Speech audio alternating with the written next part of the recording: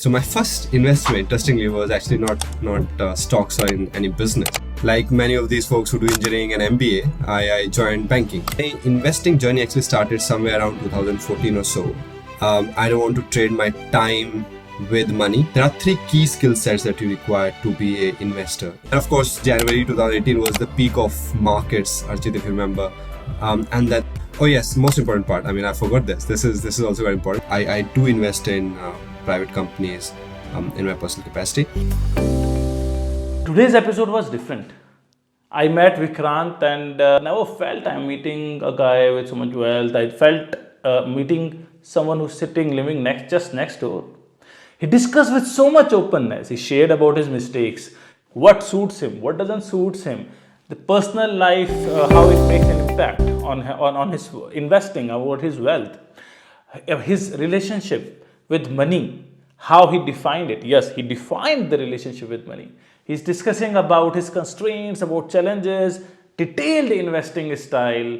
बहुत deep we went in his investing style in all sections, buy, hold and sell.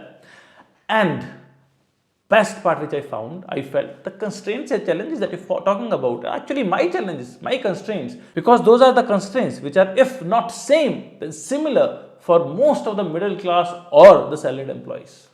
So it's a fun-filled video, बहुत मजा आने वाला है. Let's start the video and welcome Vikrant. I would request you to first start with your quick introduction, which will be about you, about not at all around official वाला introduction, about you, आपका personal life, थोड़ा बहुत about your investing journey, starting, how it started, and then we'll go on. I have been thinking about this, how to really introduce myself. My life has been so boring so far, without too much of suspense, that my introduction itself is quite boring. But like many of you guess, and like you, Archit, I of course come from a middle class family with limited means, of course. The only thing we were told is to study, go to a decent college, get a job, and then you'll be set for life. And that's what I did. I got into a decent engineering college, realized in second, third year of my engineering that I would be a terrible engineer if I pursue this path. And I decided to change my course. A few of my friends were actually preparing for MBA entrance exams. So I thought, this looks fun. Let's do that. So I started doing that and, joined a college, did my MBA right after my engineering. And like many of these folks who do engineering and MBA, I joined banking. So I worked in banking for around 10-12 years in Mumbai. And after that, I actually joined a fintech company, initially in Mumbai, and now I'm based in London, helping that company to build their business in this part of the world. Oh yes, most important part. I mean, I forgot this. This is also very important. I actually got married quite early, so I married right after my college. We've been married now for 13 odd years. We have a young daughter, 7.5 years old. So it's a life of any common man, really. Nothing exciting. I think the one key point which I can pick up from here is someone who's getting married early, the thought process of the personal money and investing and saving, that starts quite early from there itself, isn't it?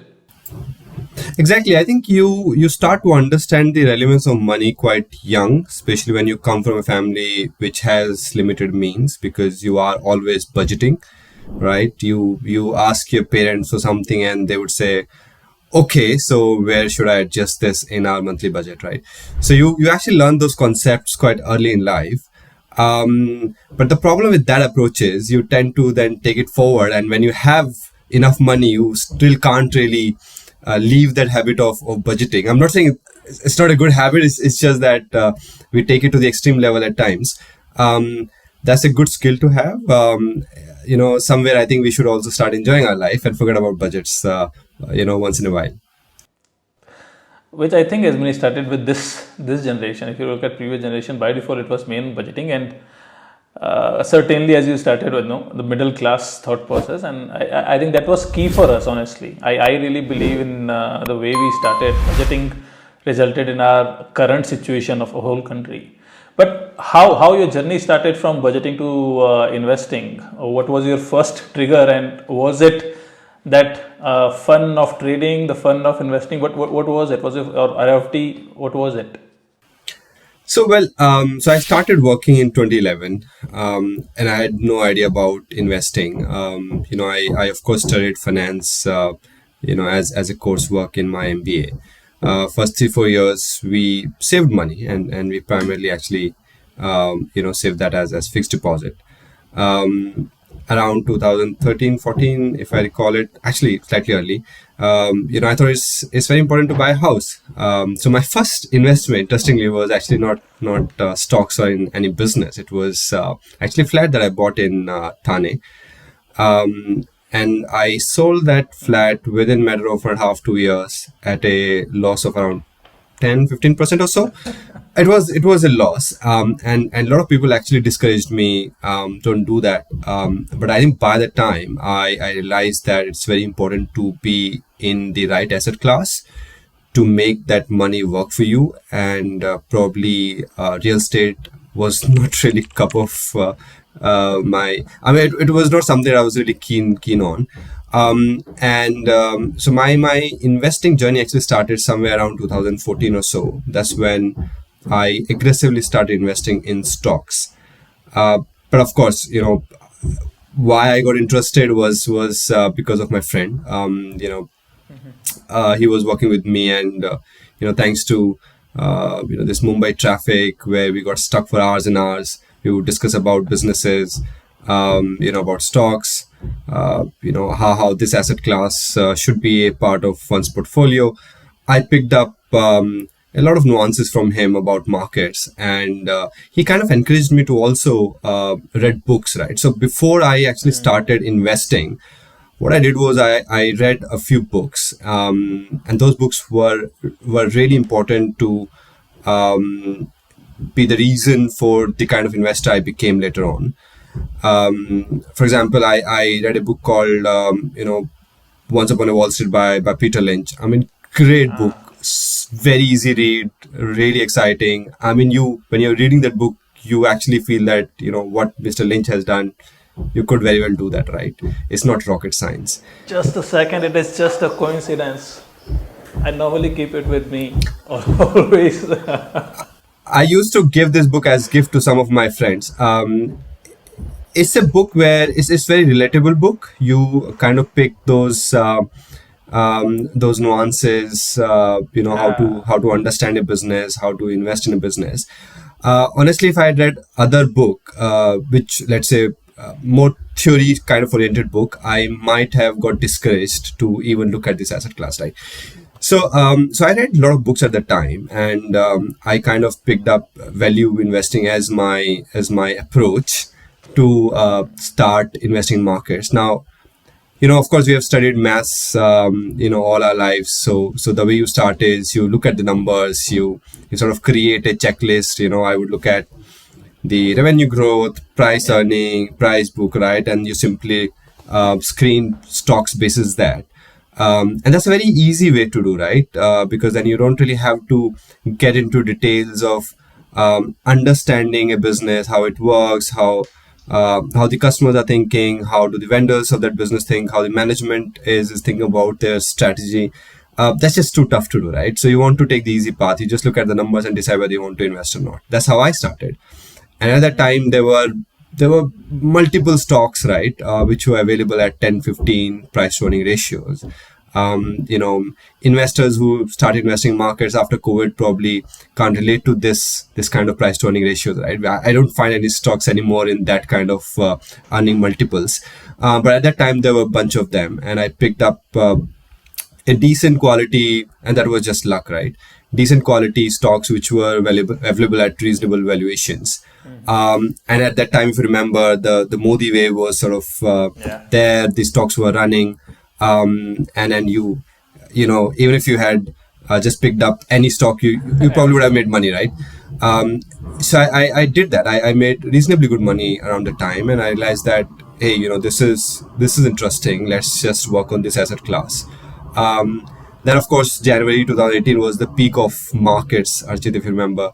And then there was this long grind of, I think it was till September, October 19, and then of course COVID happened. So, I mean, along with this journey, I've kind of also evolved my investing style.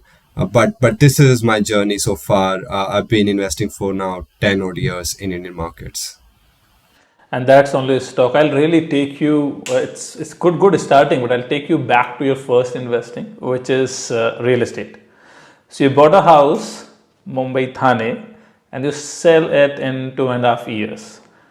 What was the trigger behind this? Because normally, what I hear exactly, you are investing in the real estate either for a very long period or for staying. What triggered you to come out of that investing so early? So one was, I had actually bought that house thinking I would move there with my family, and after that, we changed jobs, and it became quite apparent that it was not possible for us to really travel from Thane to Mumbai. That was one reason. The second reason was, dealing with the local authorities, right? I mean, the best thing about stocks is you don't have to deal with the management or anybody else, right? I mean, if you don't want to. In real estate, even if you have to give that place on rent, and even if you have agent, you would still be called by police for verifications. You would have issues with the utility providers. I remember this one time when the local utility provider actually took my meter away, and they asked me to come to their office, and they asked for some kind of bribe. So I was really tired of all this.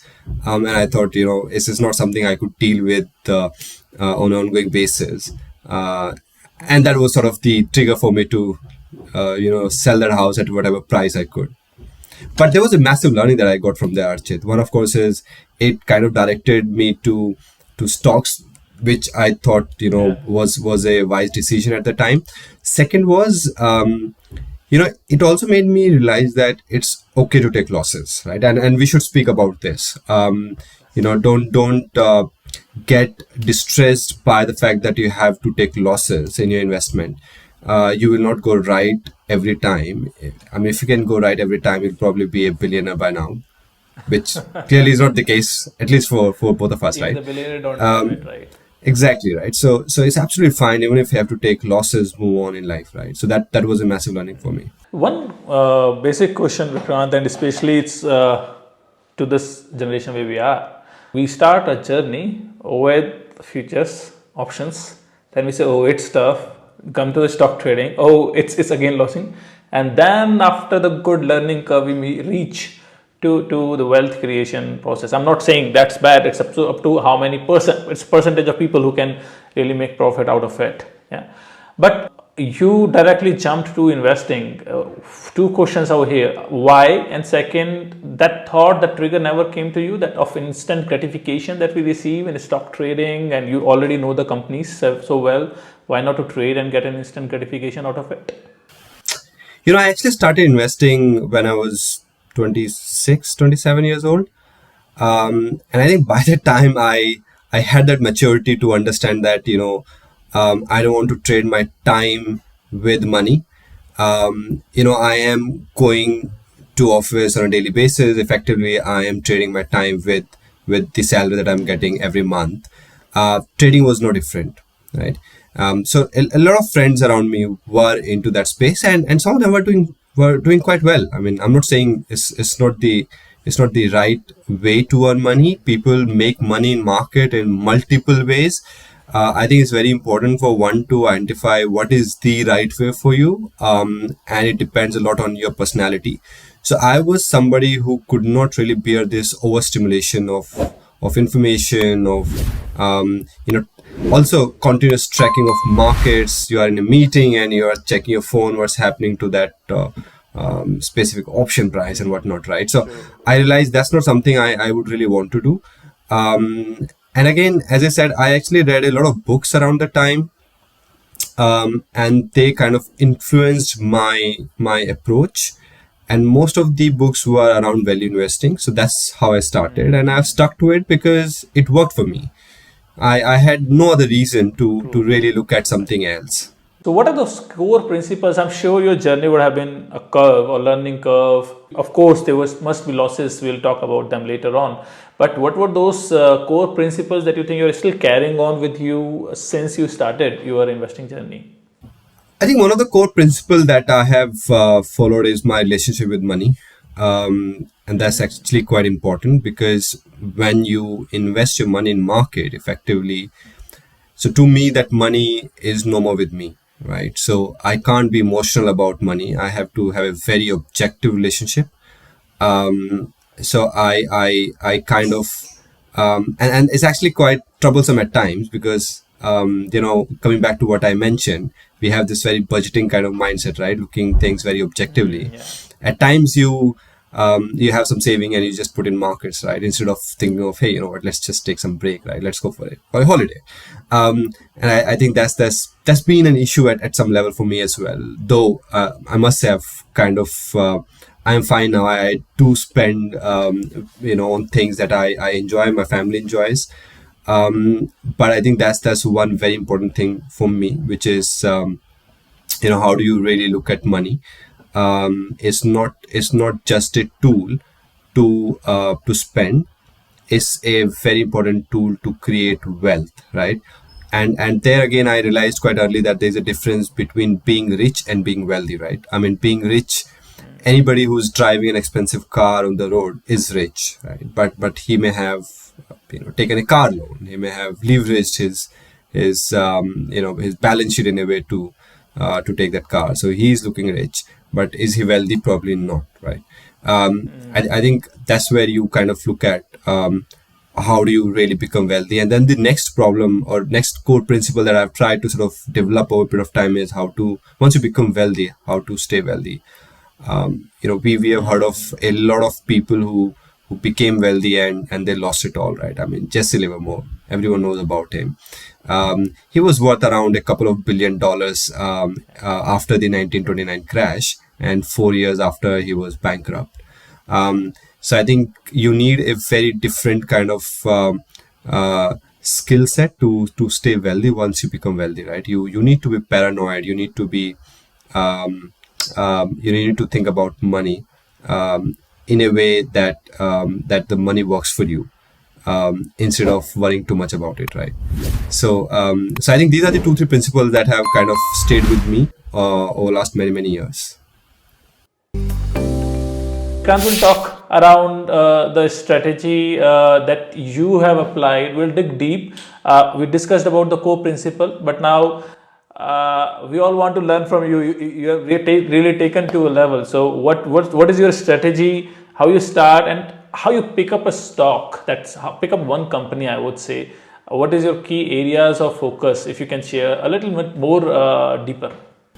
Right. So, Archit, honestly, this process has evolved over a period of time, right? Now, as I mentioned, when I started, it was fairly simple. You had this checklist. You check those 10 numbers. If everything is fine, you go and buy that stock and sit on that. Before coming to my strategy and further sort of expanding on it, I think there are 3 key skill sets that you require to be an investor in a business. And I'm not now just talking about public listed companies. I do invest in private companies in my personal capacity, but fundamentally there are 3 things that you look at. Like the first skill that you really need is ability to understand the quality of a business, right? That's the core part of it, and it's not difficult, right? This is something that a person with reasonable intelligence who's been just looking around what's happening should be able to do, right? That's the first part. The second part is holding the business when you have decided to invest, right? You hold that for a fair period of time. Now, I'm not saying you hold it for forever, right? Everyone's dead in long time, so you hold it for fairly long period of time. And the third is, and monitor the performance. Of course, that's also an important part, right? You keep a key eye. If it's public listed companies, you do get quarterly or at least half yearly numbers for SMEs, right? And third part, which I believe is the most difficult part and where I have personally made many mistakes, is to sell the business, right? And that becomes extremely important because you don't know what's happening at times. If the stock price is going down, it's tough to understand where it will stop. You can do all technical analysis, but really no one knows, right? It is at that time that your second principle, which is holding it during these difficult times, if there is nothing wrong in the business, right, and not really sell, or the stock has probably run up significantly from the from the price levels that you have purchased.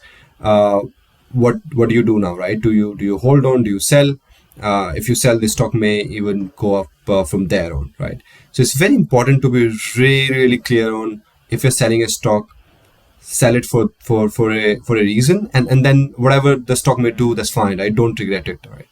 Now, what I do is, Archit, I basically buy slow, right? Because I believe when you are buying any business, there are so many things you need to understand.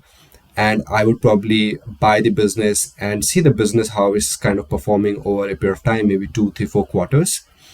And slowly, if there is performance, if the company is doing as per the expectation, I would keep on buying it. That may mean I will probably pay slightly higher. That's okay with me. But if I've decided to sell, I sell it in one go. Okay. I would not wait. I would just go log in and sell it, right? Now, the reason for the sell becomes extremely important now, right? So the way I think about selling is, you look at whenever you're buying any stock, have a broad thesis why you are buying it. If that thesis is not valid anymore, sell it. If there is a corporate governance issue, don't think even for a second, sell it, right? Valuation. Now, I used to sell the stocks because it has become expensive. I realized, in markets like these, that probably is not the best way. So I stopped doing that. I don't sell a stock because it is expensive. I will not buy it at those levels for sure, but I'll probably not sell it, right? So I think these three principles effectively form my strategy. Now, I started buying stocks, looking at the valuation numbers, right? Primarily not really looking at the quality of the business. I think it kind of evolved over a period of time, because as I studied different kind of businesses, I could with fair confidence kind of gauge which kind of business I want to invest in and which not. And then which is basically, you look at the quality of the business, right? And somewhere also the valuations. And valuation is not just price to earning. That's another important learning that people sort of get along the way. And now what I do is, I basically, so I don't look at macro at all. I look at a business, if it is of reasonable quality, if it is at reasonable valuation, and if I have some kind of sort of foresight to understand that this business is expected to do well from here, I go and buy it. I, of course, then sort of buy it slowly, right, as I explained to you. So this is my core principle. I used to do a lot of analysis earlier, Archit. I started a blog as well. I would go and read last 10 years annual report. But now, there are a few reasons why I've stopped doing that. One is, I realized there's no point looking in the rear view mirror beyond a point, right? Last couple of years is fine, because, see, in today's time, things change so fast, right? What the company did 10 years back may not be really relevant today, right? There will be certain aspect that will be relevant, so you might like to go through it. But the problem with me is now, with work pressure, with a young child, is I don't really have enough time to do that deep analysis. So my approach these days is rather simple and rather lazy, I must say. I speak with a lot of friends. They keep sharing, what they're buying. I sort of have a mental filter, so I kind of filter at that stage itself. Is a business I might like to look at later. Let's forget this one. It's not looking exciting, and then I go back and try and read about it, right? And then I sort of create a view. I also used to think earlier that investing in stock market is all about discovering a new stock, right? First of all, there's nothing called as discovering a stock. If the stock has got listed, there are existing investors, right? So what are you doing? You're not really discovering anything new. So I would go and buy a stock where there is no chatter anywhere, nobody knows about it, right? And I would proudly then go and tell my friends, hey, you know what, I bought that stock, nobody knows about it, right? And I realized, that's fine. If it's a good business, of course, you should go and buy it, but that's not the primary reason why you should go buy it, right? Today, if there's a stock where people already talk about it on Twitter, on YouTube channels, that's fine. I go there, I listen to their thesis. Again, doesn't mean that I would just go and buy it blindly. I might take a small position without, let's say, further studying it. maybe, let's say, 0.5% of my portfolio, and just keep a track of it, right? And then slowly study the business.